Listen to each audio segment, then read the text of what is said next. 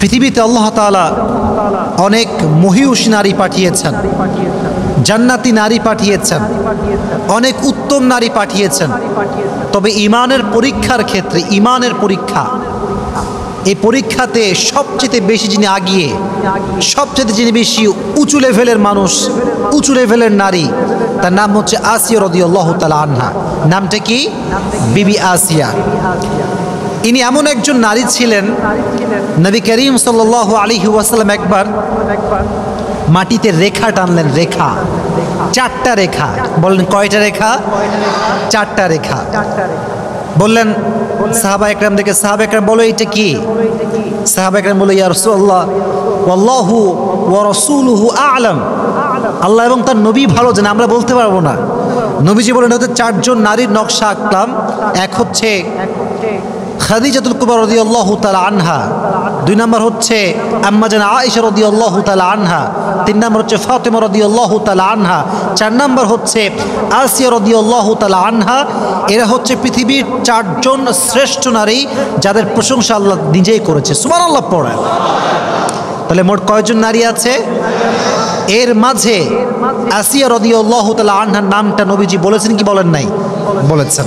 তাহলে বোঝা গেল আসিয়া রাদিয়াল্লাহু তাআলা আনহার সম্মানিত হচ্ছে অনেক বেশি, অনেক হায়ার লেভেল অফ স্ট্যাটাস তিনি বিলং করেন। এজন্য আজকে আমরা তার জীবনী নিয়ে কথা বলবো। শোনেন, পৃথিবীতে কিছু কিছু নারী পুণ্য অর্জন করেছে।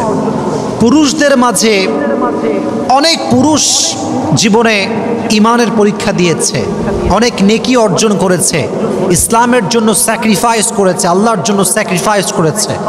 তবে ঈমানের পরীক্ষায় আমি আগেও বলেছি, আবারও বলছি, ঈমানকে প্রমাণ করার ক্ষেত্রে সবচেয়েতে একজন নারী বেশি আগিয়ে, বেশি এগিয়ে। তার নাম কি বলেন তো? হচ্ছে, বলেন নামটা কি? আসিয়া রাদিয়াল্লাহু তাআলা আনহা। মনে রাখবেন, আসিয়া হচ্ছে ফেরাউনের স্ত্রী। ফেরাউনের নাম শুনছেন আপনারা সবাই? মিশরের 2nd রামসিস ছিল তিনি।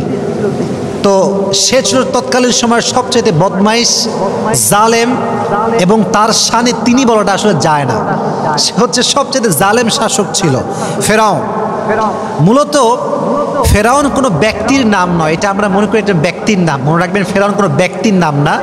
তৎকালীন সময়ে মিশরে যেই গভর্নর হতো, যেই প্রধানমন্ত্রী হতো, তার নাম থাকতো ফেরাউন। তবে এই ফেরাউনের নাম সবচেয়ে বেশি হাইলাইট কেন? কারণ এর কথা কোরআনে আছে। এই সবচেয়ে বেশি জালেম ছিল। এই ফেরাউন মুসা আলাইহিস সালামকে কষ্ট দিয়েছে, আসিয়াকে কষ্ট দিয়েছে। এটা হচ্ছে সেই ফেরাউন। তাহলে বোঝা গেল ফেরাউন কোনো ব্যক্তির নাম নয়, বরং তৎকালীন সময় মিশরে যেই গভর্নর হতো তার নাম হতো কি? আওয়াজ নেই, বলেন নাম ছিল কি? ফেরাউন। তাহলে ফেরাউন কোনো ব্যক্তির নাম নয়। প্রিয় ভাইয়েরা, মনে রাখবেন, যার স্বামী বড়লোক হয়, যার ছেলে বড়লোক হয়, যেই মেয়ের বাপ বড়লোক হয়, এদের ইগো সমস্যা হয়। কথা ঠিক আছে না যুবক ভাইরা? বলো, বাপের টাকা বেশি হলে মেয়েদের ভাবের কোনো অভাব নাই। তো দেখেন, ফেরাউন তৎকালীন সময়ের প্রধানমন্ত্রী। আমাদের দেশের প্রধানমন্ত্রীর নাম কি? শেখ হাসিনা। তৎকালীন সময়ের নাম কি ছিল? ফেরাউন, 2nd রামসিস। তো বিবি আসিয়া প্রধানমন্ত্রীর স্ত্রী, গভর্নরের স্ত্রী, তবুও তার আচার আচরণ, ভালোবাসা, ব্যবহার এতটা সুন্দর ছিল, কখনো তার ব্যবহারে অহংকার প্রকাশ পেত না। সুবহানাল্লাহ পড়ে। তাহলে নারীর জীবনীতে একটা গুরুত্বপূর্ণ অংশ হচ্ছে, প্রিয় বোনেরা আমার, জীবনে যদি সুখী হতে চান, ইগো কমাবার দরকারটা যুবক ভাইরা আছে না নাই? আছে। অনেক মেয়ের ইগো সমস্যা। মনে রাখবেন, একটি সম্পর্ক সুন্দর হয় তখন ইগো না থাকে। যখন একটা সম্পর্কে ইগো থাকলে ইগোতে পুরো সম্পর্ক নষ্ট হয়ে যায়। আমি মনে করি পৃথিবীতে সবচাইতে সুন্দর সম্পর্কের নাম হচ্ছে স্বামী স্ত্রী, স্বামী স্ত্রীর সম্পর্কের। কারণ এখানে কোনো ইগো থাকে না। কিন্তু আপনি দেখেন, যত হারাম রিলেশনশিপ, এর ভেতরে একটা ইগো আছে না নাই? কথা বলেন যুবক ভাইরা, আছে না নাই? তুমি মেসেজ না দিলে আমি দিব না, তুমি রিপ্লাই না করলে আমি রিপ্লাই করব না। এই যে একটা ইগো। স্বামী স্ত্রী ভালোবাসা এত সুন্দর, স্বামী রিপ্লাই না করলে বউ খালি কল করতেই থাকে, সুবহানাল্লাহ পড়ে। কারণ এই যে ভালোবাসা, এটা ঢুকিয়ে দিয়েছে একজন। আওয়াজ দিয়ে বলেন তিনি কে? তা আমি আমার ওয়াজেও বলি, আজকেও আসিয়ার জীবনে বলতে গিয়ে বলে ফেলছি একটা কথা। পৃথিবীতে কিছু কিছু নারী কখনো সুখী হতে পারে না। তার ভিতর থেকে এক নাম্বার নারী হচ্ছে সেই নারী যে নারীর ভিতরে ইগো আছে, সে কখনো সুখী হতে পারে না। কারণ ইগো যার আছে তার কপালে ভালো কোনো ছেলে জুটে না। কারণ ভালো ছেলেরা কখনো ইগোওয়ালা মেয়েকে পছন্দ করে না। ভালো ছেলেরা সবসময় বিনয়ী মেয়েকে পছন্দ করে। বলেন তো, নবীজির সর্বপ্রথম স্ত্রীর নাম কি ছিল? মাশাআল্লাহ, বলেন নাম কি ছিল? আচ্ছা, তিনি কি অহংকারী ছিলেন না বিনয়ী ছিলেন? সবচেয়ে ধনী মানুষ তিনি, ইগো নাই। আর আজকালকার মেয়েরা একটু ফর্সা হইলে ভাবে আর বাঁচে না, এরকম মেয়ে আছে না নাই যুবক ভাইয়ারা? তো মেয়েদেরকে আমি হার্ট করছি না, আঘাত করছি না। এই বন্ধুকে বলছি, বোনেরা আমার, জীবনে সুখী হতে চাইলে ইগো রাখা যাবে না, এক নাম্বার। দুই নাম্বার আরেকটা বিষয় বলেই ফেলি, নারীরা যদি সুখী হতে চায় অভিযোগ করা যাবে না। অনেক মেয়ের খালি অভিযোগ, আমার স্বামীর এইটা ভালো না, ওইটা ভালো না, আমার স্বামী এইটা পারে না, ওইটা পারে না। এরকম অভিযোগওয়ালী নারী আছে না নাই বাংলাদেশে? আল্লাহ মা বোনদেরকে অভিযোগ মুক্ত জীবন দান করুক, সকলেই পড়ে আমিন। তো ফেরাউনের যুগে একজন নবী ছিলেন। নবীর নাম ছিল কি বলতে পারবেন? মূসা। বলেন নাম কি ছিল? মূসা আলাইহিস সালাতু ওয়াস সালাম। ওয়াজে আমরা ঢুকে যাচ্ছি, তাকবীর দেন, লিল্লাহি তাকবীর। ফেরাউন একদিন স্বপ্নে দেখতে পেল একজন ছোট্ট শিশু মিশরে জন্মগ্রহণ করবে, যে শিশু আমার রাজ্যকে ধ্বংস করবে, আমার বাদশাহত্বকে ধ্বংস করবে, আমার যে ধর্ম আমি পালন করি সে ধর্মকে সে পরিবর্তন করবে, আমি যে প্রভু দাবি করি আমার প্রভুর দাবিকে সে মাটির নিচে মিশিয়ে ছারখার করে দিবে। এটা সে স্বপ্নে দেখলো। কেউ যদি এই স্বপ্ন দেখে যে আমার রাজত্ব শেষ হয়ে যাবে, তার কি আর ঘুম আসার কথা? ফেরাউনের ঘুম হারাম। কেই ছেলে, কেই শিশু, রাজ্যের সবাইকে ডাকলেন তিনি। তৎকালীন সময়ে ফেরাউনের মন্ত্রীর নাম ছিল হামান। নাম ছিল কি? হামান। তো হামান পরামর্শ দিল যে জনাব, আপনার উচিত একটি আদেশ জারি করা যে বনি ইসরাইলে এই মিশরে যত শিশু গ্রহণ করবে ছেলে হলেই হত্যা করবে। নাউজুবিল্লাহ পড়েন, ছেলে হলেই হত্যা। আদেশ জারি হয়ে গেল।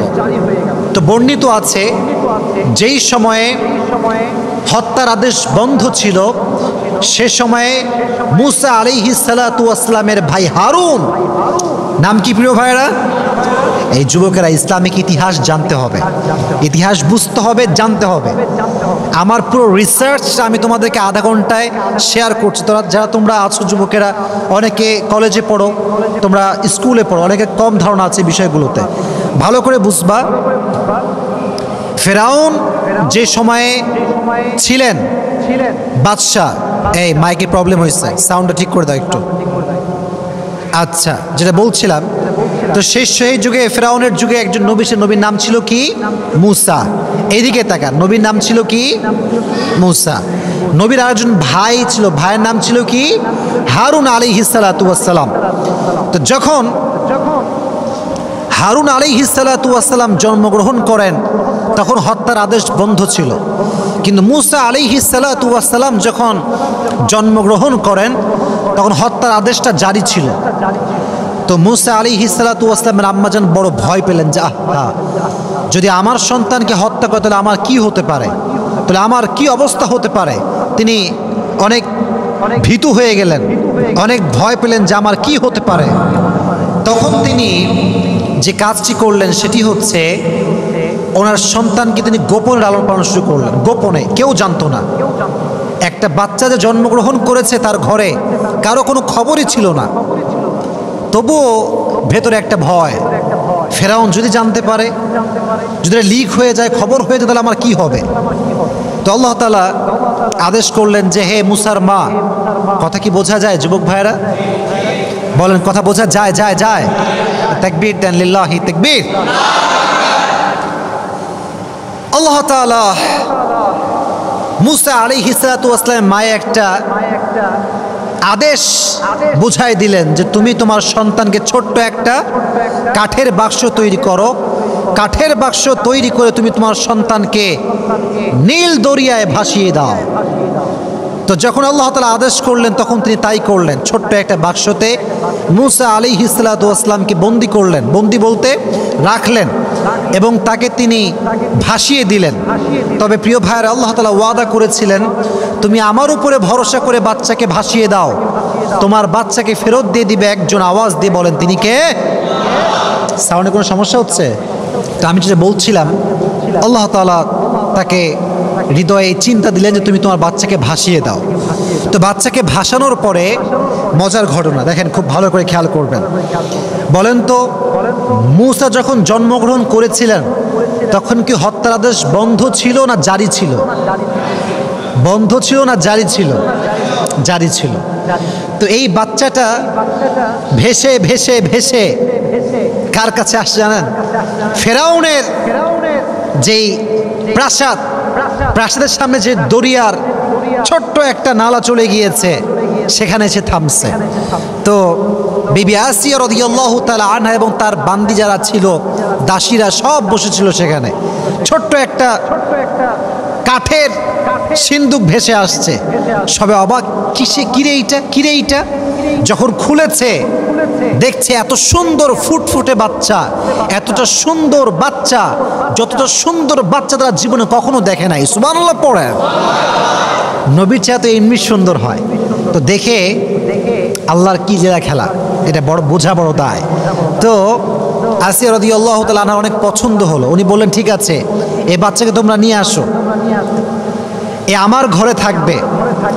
এবং ফেরাউন তো যতই হোক স্বামী, তো স্বামী হলে ভালোবাসা স্ত্রীর প্রতি থাকেই, থাকে না? থাকে, ভালোবাসা থাকেই। তো বিবি যখন বলছে এটা আমার পছন্দের বাচ্চা, এটা আমার লাগবেই লাগবে, তখন ফেরাউন বলছে ঠিক আছে যাও, কোনো সমস্যা নেই, আমি একে রাখবো। দেখেন আল্লাহ তাআলার ওয়াদা কতটা সত্য। মনোযোগ আছে সবার? আচ্ছা বলেন তো, মুসা আলাইহিস সালাতু ওয়াস সালাম একজনের নবী, তিনি কে? বলেন তিনি কে? সব ক্ষমতা একজনের হাতে, তিনি কে? মায়ের মন তো ব্যাকুল যে আমি আমার সন্তানকে দরিয়ায় ভাসিয়ে দিয়েছি, কোথায় গেল আমার সন্তান? অস্থির হয়ে গিয়েছে। ওয়াসবাহা ফুআদু উম্মি মূসা ইন কাদাত লাতুবদি বিহি লাউলা আরবাতনা আলা কুলুবিহি লিতাকুনা মিনাল মুমিনিন। আল্লাহ বলছে আমি মুসার মায়ের অন্তরকে ঠান্ডা করে দিলাম, কারণ যদি আমি ঠান্ডা না করতাম সে অস্থির হয়ে যেত। কি হয়েছে ঘটনা? এই বাচ্চা কারো দুধ খায় না, রাজ্যে এত মহিলা, এত মেয়ে, কারো দুধ খায় না। এদিকে মুসার যেই বোন ছিল সে তার পিছে পিছে আসছে। মুসা যায় কোথায়, কোথায় ভেসে ভেসে যায়। সে সব দেখতে পাইছে যে মুসা কোথায় আছে, কোন অবস্থায় আছে। এবং যখন মুসাকে রাজ্যে ঢুকানো হয়েছে, সে কেউ দুধ খাচ্ছে না এই খবরও সে পেয়ে গিয়েছে। তখন সে বলছে সবাইকে ডাক দিয়ে, যাচ্ছে আমি যদি একজন নারীর সন্ধান দিয়ে আপনাদেরকে, এমন নারী যে নারী এখানে আসলেই বাচ্চা তার দুধ পান করবে, আপনাকে তাই গ্রহণ করবেন? সে বলছে অবশ্যই, নিয়ে আসো। কোথায় সেই মহিলা? আল্লাহর আদেশ দেখেন, সঙ্গে সঙ্গে সে গিয়ে মুসা আলাইহিস সালাতু ওয়াস সালামের মায়ের কাছে গেলেন, গিয়ে বললেন যে এই ঘটনা, আপনাকে এখন ফেরাউনের কাছে যাওয়া লাগবে। নিয়ে আসছে। নিয়ে আসার পরে যখনই বাচ্চা কোলে নিয়েছে, সঙ্গে সঙ্গে বাচ্চা তার দুধ পান করতে শুরু করে দিয়েছে। সুবহানাল্লাহ পড়ে। তো যখন দুধ পান করতে শুরু করছে, ফেরাউনের মনে সন্দেহ, কিরে এই বাচ্চা কারো দুধ পান করে না, এই মহিলার দুধ কেন পান করে? ভেতরে একটা সন্দেহ যুবক ভাইরা আছে না নাই? আছে। তখন বললো, এই কি খবর, এই বাচ্চা তোমার দুধ কেন পান করছে, কি ব্যাপার, সমস্যাটা কোথায়, বা বাস্তবতা আসলে কি? তখন সে বলল যে দেখুন, আমি এমন একজন নারী, এমন একজন মহিলা যে আমার কাজই হচ্ছে বাচ্চাদেরকে দুধ পান করানো। এজন্য যে কোনো বাচ্চাই আমার দুধ সহজে পান করে, এই জন্য এই বাচ্চাও খুব সহজে আমার দুধ পান করেছে। এই যে একটা উপস্থিত জবাব, এটা মুসার মায়ের অন্তরে ঢুকাই দিয়েছে। একজন আওয়াজ দিয়ে বলে, তিনি কে? এবার আল্লাহর কি সুন্দর আমানত রক্ষা। ফরাদাদনাহু ইলা উম্মিহি কাই তাকাররা আইনুহা ওয়ালা তাহজান ওয়ালিতা'লাম আন্না ওয়া'দাল্লাহি হাক্কু ওয়ালাকিন্না আকতারহুম লা ইয়ালামুন। আল্লাহ বলছেন, ওয়াদা সবাই ভাঙতে পারে, কিন্তু ওয়াদা একজন ভাঙতে পারেন না, তিনি কে? এবার হামান বলল, ঠিক আছে, এই মহিলাকে আমাদের প্রাসাদে রেখে দাও, এবং প্রত্যেক নারীর যেই বেতন তার চেয়ে ডবল বেতন দিয়ে নারীকে রাখা হোক। সুবহানাল্লাহ পড়ে আল্লাহ তাআলা মূসা আলাইহিস সালাতু ওয়াস সালামকে তার মায়ের গর্ভে ফিরিয়ে দিলেন। আমরা ঘটনার দিকে আসছি, আসিয়ার জীবনের মেইন চ্যাপ্টারে আমরা আসছি। এটা বলতেই হবে, আসিয়ার জীবনী বলতে গেলে মূসা আলাইহিস সালাতু ওয়াস সালামের জীবনীটা উল্লেখ করাটা অনেক বেশি জরুরি একটা বিষয়। তো দেখেন, যখন মূসা বড় হল, প্রথমে হচ্ছে শৈশব, তারপরে কৈশোর, তারপরে যৌবন। যখন একটু যুবক হয়েছে, তাগড়া কিছুটা যুবক, একটা অকাজ করে ফেলছে, একটা ভুল কাজ করে ফেলেছে। আচ্ছা, মাঝে মাঝে আমাদের মাঝে ঝগড়া লাগে না? ঝগড়া লাগে কি লাগে না? লাগে। মনে করেন আপনি রাজশাহীর সিএনবি আছে না, এই কথা কয় না, আছে না? নাই? গেছো তোমরা? গেছো? কখন গেছো? আচ্ছা, তো দেখছেন ওখানে গিয়ে মারামারি লাগছে, দুজন ছেলে পেলে খুব মারামারি। এই কি রে, তোমার বাড়ি কোথায়? বলছে, এদের লিল ভাই, আমি এখানকার জি, আমি এখানে বাড়ি। আরে বলছে, তোর বাড়ি কোথায়? বলছে, আমার বাড়ি চট্টগ্রাম। বলছে, কি চট্টগ্রামের ছেলে রাজশাহীর ছেলেকে মারছে? এটা কিভাবে সম্ভব? আপনি দিলেন এখানে ঘুষি, কারণ আমার পক্ষের লোক রাজশাহীর লোক মার খায়, এটা সহ্য করা যায় না। লে ঘিরেলে মারামারি শুরু হয়ে গেল। তো ব্যাপারটা এরকম হয়েছে। মূসা আলাইহিস সালাতু ওয়াস সালাম রাস্তা দিয়ে হাঁটছেন, হঠাৎ করে দেখছেন যে দুজন মারামারি করছে।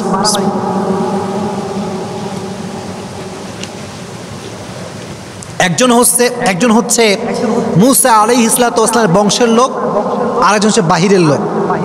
তো মূসা তার পক্ষের লোকের মানে পক্ষ নিতে গিয়ে এমন একটা ঘুষি মারছে ওই লোককে, এক ঘুষিতে জায়গায় শেষ, মরে গেছে, জায়গাতেই ডেড, স্পট ডেড। এখন বলেন তো, হত্যা করলে একটা রাষ্ট্রীয়ভাবে শাস্তি আছে না নাই? সে মারা গিয়েছে। এই খবর আসে ফেরাউনের কানে। ফেরাউন বলছে, কি এত বড় সাহস, হত্যা করে ফেলেছে, ধরো মূসাকে। কোথায় মূসা? এখন আসিয়া রাদিয়াল্লাহু তাআলা অনেক চিন্তিত, কারণ সে তো আমার সন্তানের মতো, তাকে যদি হত্যা করা হয় মা হিসেবে ভিতরে একটা কষ্ট আছে না নাই? কষ্ট পাবেন তিনি। তো বললেন যে, ঠিক আছে, আমার রাজ্যের একজন লোক দরকার যে মূসাকে এই পেগাম দিবে যে মূসা যেন রাষ্ট্রের এই প্রাসাদে আর ফিরে না আসে। তখন তার একজন লোক ছিলেন, বিশেষ লোক, তাকে তিনি পাঠালেন মূসার কাছে। গিয়ে বলল, ইয়া মূসা, তোমাকে রাষ্ট্রের পক্ষ থেকে হত্যা করার আদেশ দেওয়া হয়েছে। ফখরুজ ইন্নী লাকা মিনান নাসিহিন, তুমি বের হয়ে যাও, আমি তোমার কল্যাণকামী একজন লোক, এখান থেকে বের হয়ে যাও। তো মূসা আলাইহিস সালাতু ওয়াস সালাম মিশর ত্যাগ করলেন। এবার গেলেন মাদায়েন। শহরটার নাম কি শুনি নাই? মাদায়েন। বলেন নাম কি? চলে গেলেন। চলে যাওয়ার পরে দীর্ঘদিন সময় পার হয়ে গেল, মূসা আসে না। এবার আসেন মেন কাহিনীতে। এটা তাকবীর দেন, লিল্লাহি তাকবীর। বহু লম্বা সময় পার হওয়ার পরে মূসা আলাইহিস সালাতু ওয়াস সালাম ফিরে আসছেন, তবে একা ফিরে আসেন নাই, তার ভাইকে নিয়ে আসছেন।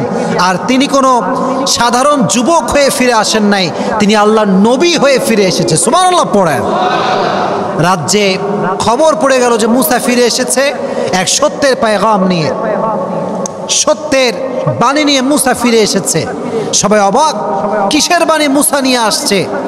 রাষ্ট্রের প্রজা, মন্ত্রীবর্গ, প্রাইম মিনিস্টার সব এক জায়গায় বসে গিয়েছে। কি খবর?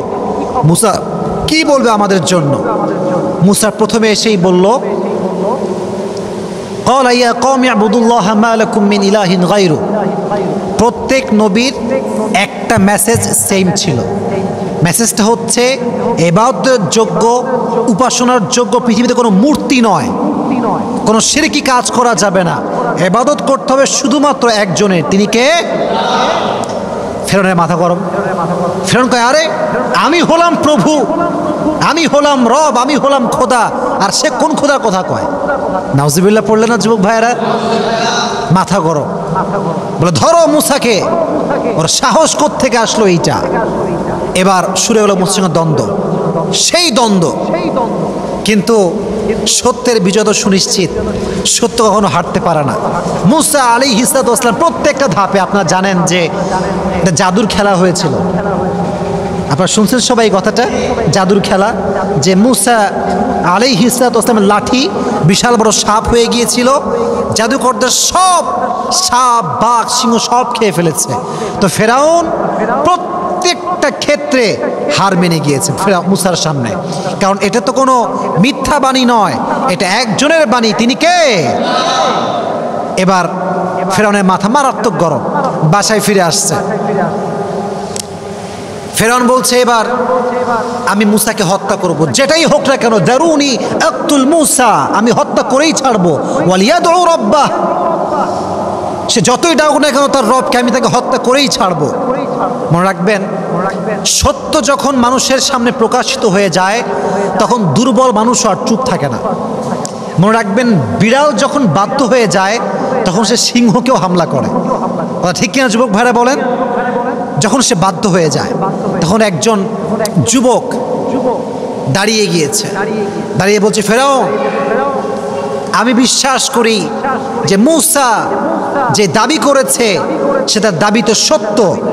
তুমি কি আতাকতুলুনা রাজুলান আইয়াকুলা রাব্বি আল্লাহ ওয়া ক্বাদ জাআকুম বিল বাইয়িনাতি মির রাব্বিকুম?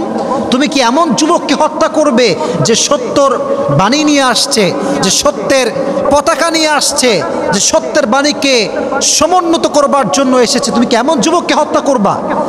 ফেরাউন কয়, কিরে, আমার গোলাম ও তার পক্ষের লোক, ধর এরে। যখনই ধরতে যাবে সে পালাই গেছে। কিন্তু অবাক করা বিষয় হচ্ছে, তার একজন স্ত্রী ছিল, সে ছিল ফেরাউনের বান্দি, ফেরাউনের দাসী। যুবক ভাইয়েরা একটা কথা মাথায় রাখবেন, এখন আসলে গোলাম আমরা ব্যবহার করি না, দাসী আমরা ব্যবহার করি না। আগের যুগে দাসী ছিল কিছুটা স্ত্রীর মতো। এটা নলেজ রাখবেন যে স্ত্রীর সঙ্গে যেমন সহবাস করা যায় এখন, এটা হালাল, এবং এটা নবীজির হাদিসের মাধ্যমে, কোরআনের মাধ্যমে এটা স্পষ্ট প্রমাণিত। তবে তৎকালীন সময়ে দাসীর সঙ্গে সহবাস করা হালাল ছিল। তো প্রত্যেকটা বাদশা, বড় বড় লোক, বড় প্রধানমন্ত্রী বলেন, বড় ধনী বলেন, সবার দাসী ছিল। তো তার যে দাসী ছিল ফেরাউনের, এই দাসীর স্বামী ছিল এই যুবকটা, যে যুবকটা ফেরাউনের বিপক্ষে স্লোগান তুলেছিল। এটা বড় মর্মান্তিক ঘটনা। এই ঘটনা আর তারপরে একটা ঘটনা, এই দুটো শুনলে আমাদের আলোচনা আজকে শেষ হয়ে যাবে। ফেরাউন বলল, ঠিক আছে, যেহেতু সে পালিয়ে গিয়েছে, এবার তার বউকে ধরো। বউকে নিয়ে আসছে, যুবতী মেয়ে, বয়স খুব বেশি একটা নয়, দুইটা মাত্র মেয়ে। কয়টা মেয়ে? তোমরা সবাই বলো যুবক ভাই, কয়টা মেয়ে? দুইটা মেয়ে। একটা হচ্ছে হাঁটতে পারে, কথা বলতে পারে, আর একটা হচ্ছে কোলের শিশু। কিসের শিশু? কোলের শিশু, বাচ্চা, একদম বাচ্চা। এই তুমি কি ঈমান এনেছো? এই বাদী, তুমি কি ঈমান এনেছো? স্পষ্ট ভাষায় বলছে, আমি আল্লাহর উপর ঈমান এনেছি। ঈমান কাকে বলে? তো বলছে, তুমি যদি মুসার উপরে ঈমান এখন না ছাড়ো, আল্লাহকে যদি অবিশ্বাস না করো, আমার প্রভুত্ব যদি তুমি স্বীকার না করো, তোমাকে আমি আগুনে পুড়িয়ে মারব, তোমার সন্তানদেরকে আমি আগুনে পুড়িয়ে মারব। এই সবাই যাও, আগুন জ্বালাও, খড়ি নিয়ে আসো। আগুন বিশাল বড় লম্বা এড়িয়ে ধরে আগুন জ্বালানো হয়েছে। বলছে ঈমান আনবা? বলছেন ন, আমি আল্লাহকে বিশ্বাস করি। নাই ওর বাচ্চাকে ধরো। ঠাস করে, যে বড় মেয়েটা ছিল, বেশি বড় না, ছোট্ট, তবে কথাও বলতে পারে, হাঁটতেও পারে, অবুঝ শিশু, ধরে টেনে হিচড়ে নিয়ে যাচ্ছে। ফেরাউন বলছে তুমি জাস্ট এই কথা বলো যে তুমি আমাকে বিশ্বাস করো প্রভু হিসেবে, তোমার মেয়েকে আমি ছেড়ে দেবো। কিচ্ছু বলছে না, চুপচাপ। আপনি বলছেন ঈমান কাকে বলে? ঈমান কাকে বলে? টেনে হিচড়ে বাচ্চাকে নিয়ে গিয়ে ঠাস করে জ্বলন্ত আগুনে ফেলাই দিস।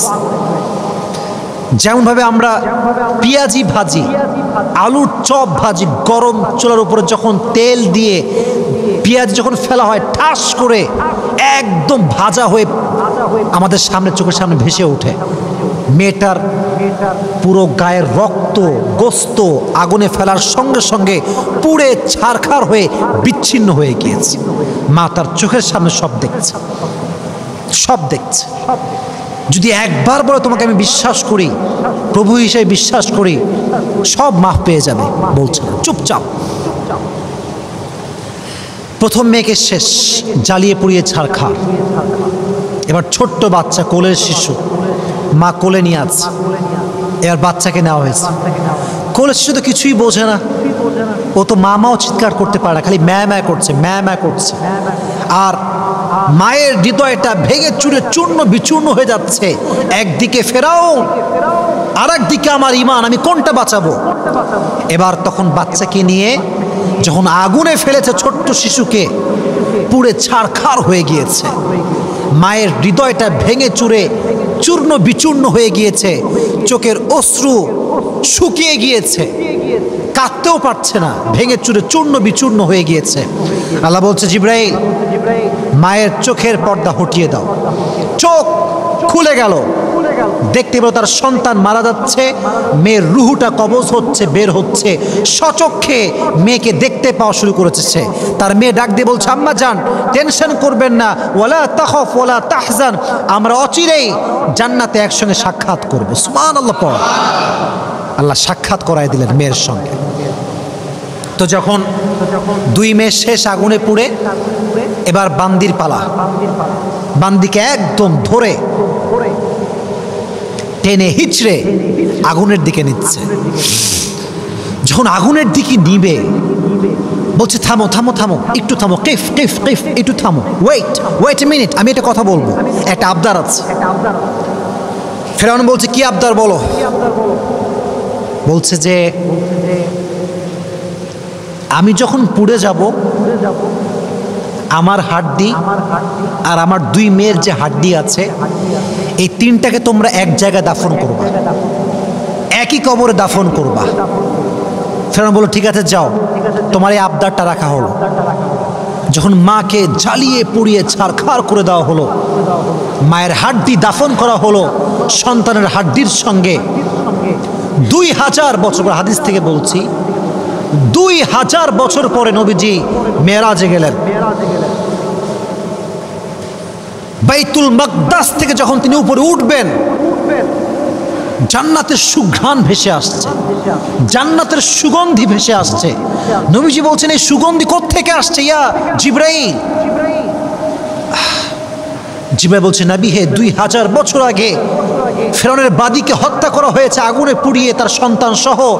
ওই যে তাদেরকে দাফন করা হয়েছে যে মাটিতে, সে মাটির থেকে আজ অব্দি জান্নাতের সুঘ্রাণ ভেসে আসছে। সুবহানাল্লাহ পড়ায়। ঈমান কাকে বলে? ঈমান হারায়নি। যখন তারা এভাবে মারা গেল, আসিয়া চোখের সামনে সব দেখতে পেয়েছে। আসিয়া আলাইহিস সালাতু ওয়াস সালাম দেখার সঙ্গে সঙ্গে প্রকাশ্যে ঈমান এনেছে যে আমি আজ থেকে ঘোষণা করলাম আমার রব একজন, আমার প্রভু একজন, আমার স্রষ্টা একজন। আওয়াজ দিয়ে বলেন তিনি কে? ঈমান কাকে বলে? ঈমান কাকে বলে? তো আসে যখন ঈমান আনছে, ফেরাউনের মাথা গরম। হ্যাঁ, তুমি আমার বউ, তুমি আমাকে প্রভু হিসেবে মানবা না? এটা কেমন করে সম্ভব? আসিয়াকে ধরো, আটক করো। শুরু হলো নির্যাতন, জেলখানায় প্রথমে বন্দী করা হলো। আসিয়া ঈমান আনে না। 2 নম্বরে তার, দেখেন এদিকে তাকান, জুলুম কাকে বলে দেখেন। একটা কাঠ আনা হলো, কাঠ চেনেন না আপনারা সবাই? কাঠ নিয়ে আসছে, কাঠে প্যারেক ঢুকাইছে, প্যারেক। এদিকে তাকান, প্যারেকের দুইটা মাথা থাকে, একটা হচ্ছে আগা আর একটা হচ্ছে গোড়া। দেখবেন যে আগাটা একদম চিকন, খেয়াল করছেন? আগাটা কেমন হয় ভাই?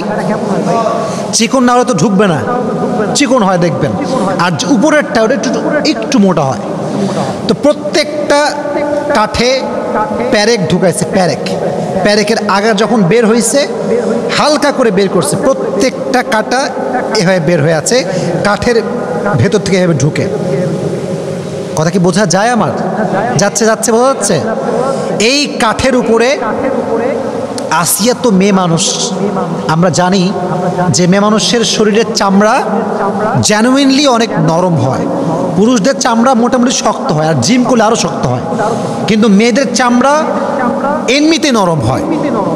তো আসিয়াকে ধরে বেঁধে এই কাঁটাযুক্ত কাঠে শোয়াই দেওয়া হয়েছে। কি বর্বরতা, কি নির্যাতন, কি জুলুম!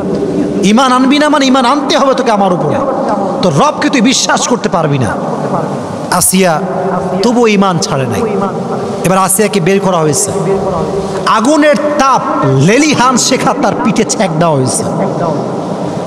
এরকম অনেক জুলুমের কথা আমরা শুনতে পেয়েছি, আমরা পড়েছি। সব কথা আমি বলতে চাচ্ছি না এবং আমি বলবো না। সর্বশেষ যতটা জুলুম করা হয় ততটা ইমান বাড়ে, যতবার জুলুম করে ততবার আসিয়া পড়ছে লা ইলাহা ইল্লাল্লাহ মুহাম্মাদুর রাসূলুল্লাহ সাল্লাল্লাহু আলাইহি ওয়াসাল্লাম। ইমান ছাড়া না। সর্বশেষ ফেরাউন বুঝতে পারলো যে একে দিয়ে আমার আর কাজ হবে না, একে শুলিতে চড়িয়ে দাও, শুলি নিয়ে আসো। আমি আমার যে ইমোশনটা আছে আমি বলতে পারছি না, মানে আমার ভাষাটা আসছে না আর কি, আমি পারতেছি না বলতে। শুলি নিয়ে আসা হলো, আসিয়াকে বেঁধে শুলিতে চড়ানো হলো, বেঁধে দিয়ে একদম। তখন আসিয়া বুঝতে পারলেন যে আমার সময় বেশি একটা আর বাকি নাই, দিন শেষ, দুনিয়ার জীবন এখানেই শেষ হয়ে যাবে। তখন তিনি দোয়া করলেন। এদিকে তাকান, দোয়াটা শোনেন, শেষ কথা এইটা। إذ قالت رب ابن لي عندك بيتا في الجنة ونجني من فرعون وعمله ونجني من القوم الظالمين। আল্লাহ, আমি আর পারবো না, এই জুলুম সহ্য করা আমার পক্ষে সম্ভব নয়। তুমি তোমার এই বান্দি আসিয়ার জন্য জান্নাতের পাশে একটা ঘর তৈরি করে দাও। সুবহানাল্লাহ পড়ে। যখন আসিয়ার রুহুটা কবজ হবে, যখন তিনি প্রচণ্ড তাপে, প্রচণ্ড কষ্টে, জুলুমের শিকার হয়ে মারা যাবেন, আল্লাহ তার চোখের পর্দা খুলে দিলেন। তিনি যখন তার রুহু কবজ হবে তখন তিনি তার স্বচক্ষে জান্নাতের সব নাজ ও নিয়ামত দেখতে শুরু করে দিলেন। সুবহানাল্লাহ। পরীক্ষা কাকে বলে? শুলিতে চড়ে দিয়েছে, শুলিতে চড়ে মারা গিয়েছে, শেষ। প্রত্যেকটা চামড়া খসে পড়েছে, রক্ত বের হয়েছে, ইমান ছাড়ে নাই, ইমান ছাড়ে নাই। এজন্য আমি শুরুতে একটা কথা বলেছিলাম বারবার, যে পৃথিবীতে অনেক নারী এসেছে, অনেক ইমানের পরীক্ষা দিয়েছে, অনেক পুরুষ এসেছে, অনেক ইমানের পরীক্ষা দিয়েছে, বাট একজন নারীর ইমান সবচেয়ে শক্ত ছিল, যিনি ইমানের পরীক্ষায় উত্তীর্ণ হয়েছিলেন। তার নামটা কি? যদি বোঝেন আরো জোরে বলেন, নামটা কি? মা বোনদের জন্য, আমাদের জন্য এখান থেকে শিক্ষা নেওয়ার দরকারটা যুবক ভাইয়েরা আছে না নাই? এজন্য আজ থেকে আমাদের শিক্ষা হচ্ছে, বাতিল যতই আমাদেরকে জুলুম করুক না কেন, আমরা কখনো ইমান হারাবো না। রাজি আছেন তো ইনশাআল্লাহ? এক নাম্বার শিক্ষা হচ্ছে ইমানটা মজবুত হতে হবে। যে কোনো সিচুয়েশন হোক না কেন ইমানের বাহিরে যাওয়া যাবে না। আমার সঙ্গে বলেন, এবার আমাকে রিপ্লাই করতে হবে। এতক্ষণ ওয়াজ শুনেছেন, এখন রিপ্লাই করেন। যত অবস্থা খারাপ হোক না কেন ইমানের বাহিরে যাওয়া, ইমানের বাহিরে যাওয়া। দুই নাম্বার শিক্ষা এটা, উপরে মাইক আছে, আমার বোনেরা আমাকে শুনছে আমি জানি, অনেক মুরব্বী দাদিরা নানিরা আমার বোনেরা আমাকে শুনছে আমি জানি। বলেন তো, আসিয়ার স্বামীর নাম কি ছিল? এই তো মাশাআল্লাহ, নাম কি ছিল? এত এত ওয়াজ করলাম এতক্ষণ ধরে, কোন ওয়াজে কি বুঝতে পারছেন যে আসিয়া তার স্বামীর সঙ্গে খারাপ ব্যবহার করেছে? বুঝি নাই। করেছে? ফিরআউন কি ভালো মানুষ না খারাপ মানুষ? হিসেবে তারা জুতা দিয়ে পেরানোর কথা, জুতা দিয়ে মারার কথা।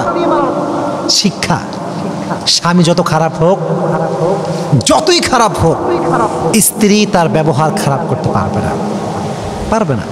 হ্যাঁ, যদি একান্ত না হয়, একান্তই ভালো না হয়, গাঁজাখোর, মদখোর, নেশা করে, নামাজ পড়ে না, সর্বোচ্চ শেষ লেভেল হচ্ছে তালাক, ডিভোর্স। ডিভোর্স দিয়ে দেন একদম, সব নিয়ম কানুন মেনে, যেটা আপনার খুলা তালাক আছে, যেভাবেই হোক স্বামী থেকে পরিত্রাণ পান, কিন্তু খারাপ ব্যবহার, শুনি নাই, খারাপ ব্যবহার, খারাপ ব্যবহার করা 2 নাম্বার। 3 নাম্বার যে শিক্ষাটা, এটা প্রাসঙ্গিক না, অপ্রাসঙ্গিক। কারণ আসিয়ার জীবনে জানতে গেলে একজন নবীর জীবন জানতে হয়। নবীটার নাম কি ছিল? মাশাআল্লাহ, নাম কি ছিল? মুসা আলাইহিস সালাতু ওয়াস সালাম। এই যুবকরা হতাশ, আমরা অনেকেই হতাশ, যারে চাইছে আসে না কেন। অনেকে আছে না এরকম, যে বিয়ে করছে একজনে কিন্তু হয় না, আরেকজনে ভালোবাসে, এরকম যুবক ভাইরা হয় না? হয় না?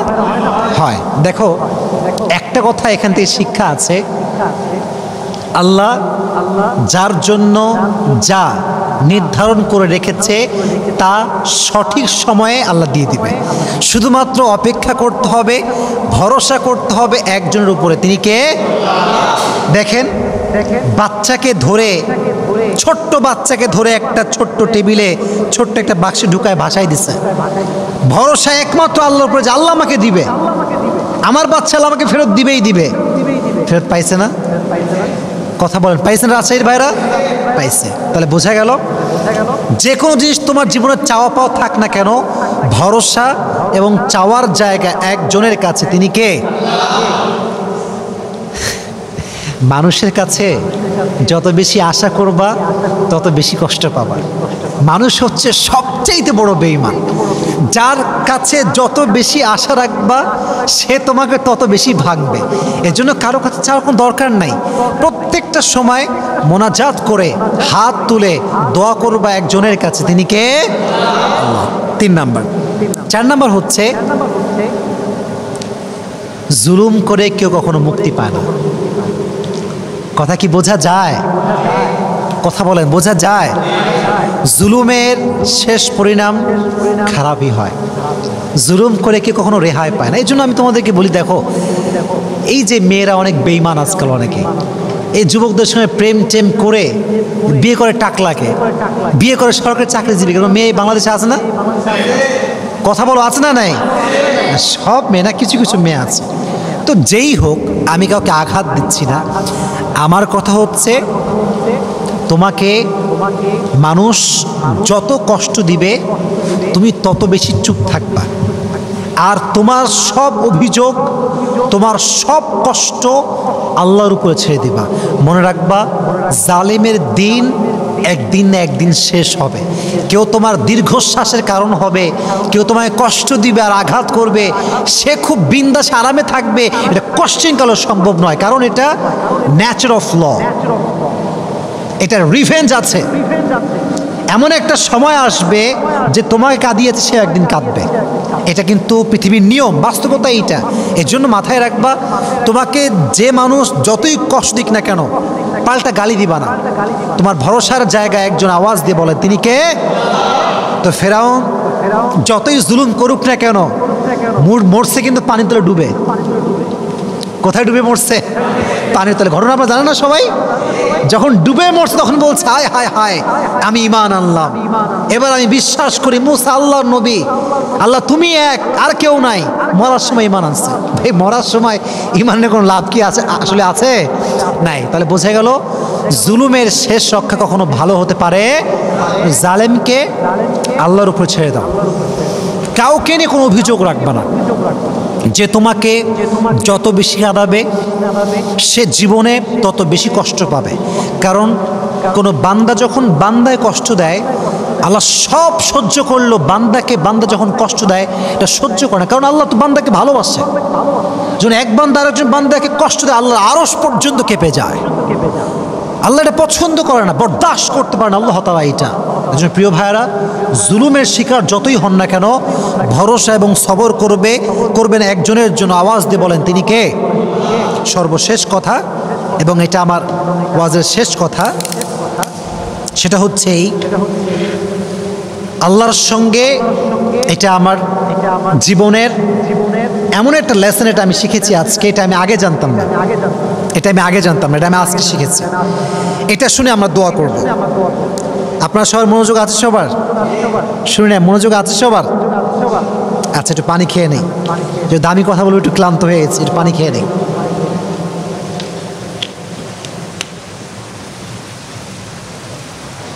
আচ্ছা, আমরা সবাই আল্লাহকে ভালোবাসি তো? বলেন ভালোবাসি তো? বলেন ইনশাআল্লাহ ভালোবেসে যাবো ইনশাআল্লাহ। মনে রাখবেন, ভালোবাসা এটাকে উর্দুতে বলা হয় মোহাব্বত। এটাকে বলা হয় কি? সবাই বলেন, আবার বলেন। আচ্ছা, এই ভালোবাসার আর একটা ওয়ার্ড আছে, এটাকে বলা হয় উর্দুতে ইশক। এটা কি বলেন দেখি? ইশক। মোহাব্বত মানেও ভালোবাসা, ইশক মানেও ভালোবাসা। তবে আল্লাহকে মোহাব্বত করলে হবে না, আল্লাহর সঙ্গে ইশক করতে হবে। কি করতে হবে? মোহাব্বত না ইশক? ইশক। এবার শোনেন, मोहब्बत काके बोला? मैं आपसे सुनছিলাম, मोहब्बत एक ऐसा चीज़ है, जब कोई किसी को मोहब्बत करता है तो उसका भी ख्याल होता है, अपना भी ख्याल होता है। लेकिन इश्क एक ऐसा चीज़ है, जब कोई किसी से इश्क करता है तो अपना ख्याल नहीं रहता, सिर्फ उसका ख्याल रहता है।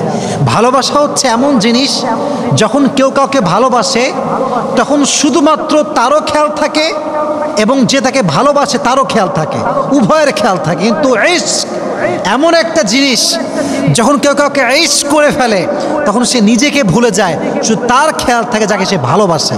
এজন্য আসিয়া আলাইহিস সালাতু ওয়াস সালাম যখন সূর্যে মারা যাচ্ছেন, শেষ জীবনের শেষ লগ্নে আছেন, নিজের দিকে খেয়াল করেন নাই, ভেবেছেন এক সত্তার কথা। আওয়াজ দিয়ে বলেন তিনি কে? দিস ইজ কল্ড ইশক, দিস ইজ নট মোহাব্বত। এটা ভালোবাসা না, এটা হচ্ছে ইশক। ইশক মানে হচ্ছে আমি যাকে ভালোবাসবো শুধু তাকে নিয়ে ভাববো, দুনিয়ার মানুষ কি ভাবলো, কে গালি দিল, কে ক্রিটিসাইজ করলো, দেখার সময় আমার কাছে না। এই যে দেখেন আমার মুখে, এটা কি ভাই? এটা কি? এটা কি? এটা কি? জুব্বা। এটা কি? দেখবেন দাড়ি রাখলে কিরে জঙ্গি হয়ে গেলে নাকি রে, বুড়া হবি নাকি রে অকালে, এরকম লোক আছে না? তোমাদের কথায় আওয়াজ না, এরকম লোক আছে না? আবার দেখবা যদি মেয়ের বয়স 18 হয়, 19 হয়, 20 হয়, বোরকা পড়লেরই নানি, দাদি, খালাম্মা, চাচি, মেয়ের বয়স 19। মনে রাখবেন, যদি আপনি আল্লাহকে ভালোবাসেন আপনাকে এগুলো সহ্য করতে হবে, কিছু করার নাই, জুলুমের শিকার হতেই হবে। এই জন্য আমি সবসময় বলি, আল্লাহকে ভালো তো বাসবেন, তবে এটা কি মোহাব্বত হবে না ইশক হবে? পেছনের ভাইরা কথা কয় না, শেষ কথা বলেন না, মোহাব্বত হবে না ইশক হবে? আল্লাহ সবাইকে এটা আমল করার তৌফিক দান করুন, সকলেই পড়া আমিন। আমরা যা যা শুনেছি, যতটুকু শুনেছি, আল্লাহ সবাইকে এটা মানা, বোঝা এবং আমল করার তৌফিক দান করুন, সকলেই পড়া আমিন।